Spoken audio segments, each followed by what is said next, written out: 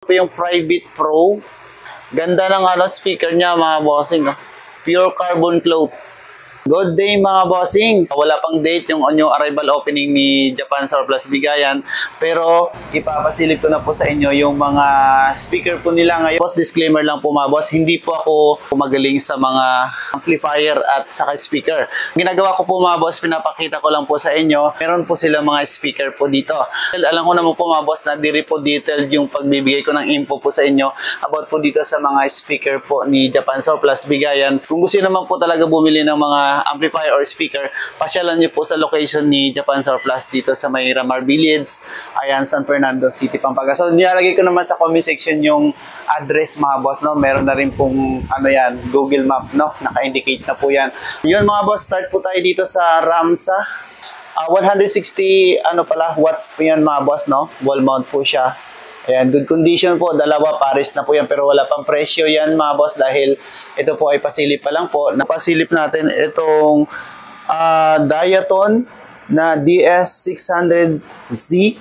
50 watts mga boss, no? Napakasulit, napakatibay po ng... So, Diaton po mga boss, DS600Z. Ayan, bali 50 watts po yan. And then another po, Aurix na speaker. So may kalakayan to, nasa 14 inch ang laki ng speaker po niya. Pero wala pang presyo niya mga boss, 80 watts. Ayan. Dito naman po sa bandang baba mga bossing, meron naman po ditong Bose.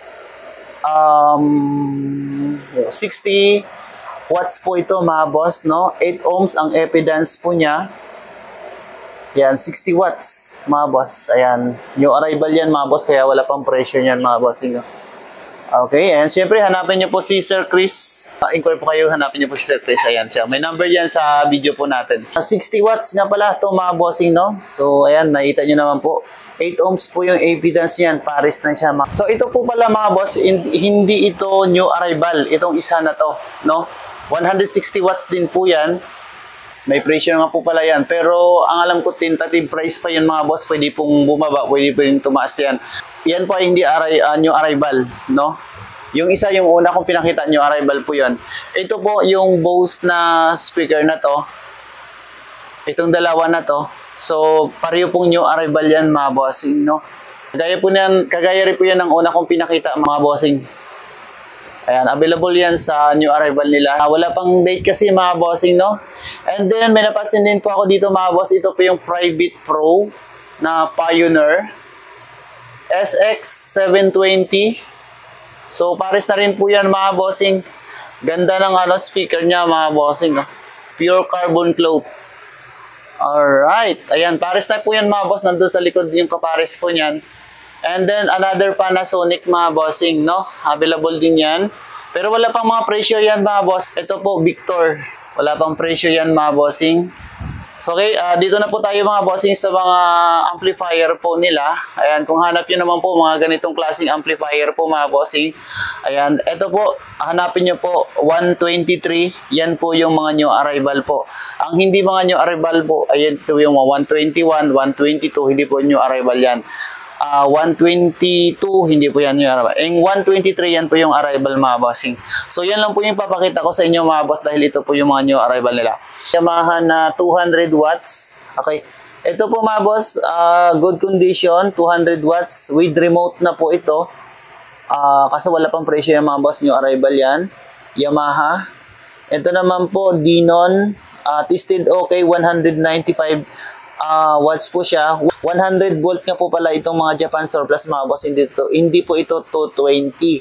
So hindi siya pwede. Kailangan nyo lang po ng step down transformer. Kagaya po niyan mga boss. Yan, yun po yung nagpapagana sa mga amplifier po nila dito. Okay, Denon po mga boss. 215 watts. Okay, ayan po. AVC 1580. Ano pa yung mga new arrival nila dito? Ito siya. 150 watts, Trayo. Ayan, ito po mga boss, oh. Another Technics SU7600 mga boss. Ayan, ito naman 190 watts mga boss na Pioneer And 90 watts another Triu. Ito mga new arrival lang to mga boss. Ito naman 100 watts Technics SU7600 kagaya nung isa kanina. Ito 70 watts Victor new arrival. 410 watts on Q new arrival. Denon na compact displayer. As is po ito mga boss, as is. So kaya wala pang presyo yan. Ano pa? Yung mga new arrival po nila mga bossing. Toshiba na solid state amplifier AV101. Ayan, baka naghahanap po kayo. Marami po mga boss nag-ano dito ha. Bumibili po ng mga ganyang amplifier. Ayan. Akala ng iba po, hindi po ito nabibili. Hindi po mga boss. Nauubos po yan. Alright, eto. Tingnan natin yung mga nakatago dito. Eto naman. Sound Consolate AX7. So, yun. Meron din pong fuse problem naman to. 66 watts Technics. LOD. Ayan, meron po. Mga bossing. Ito mga new arrival nila. Ano to? Yamaha. 80 watts. Tested okay. Kaya lang, left cords problem. May problema to. 96 Aurex, 96 watts. 110 volts to mga boss ha. 110 volts. Ito naman po, mga cassette, mga bossing. Ayan, baka naghahanap po kayo ng ganitong klase mga cassette. Panasonic.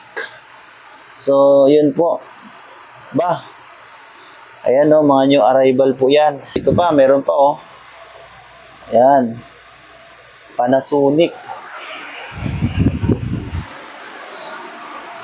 Okay, tingnan natin dito mga boss. Sama natin to. Aha, mga new arrival din pala to.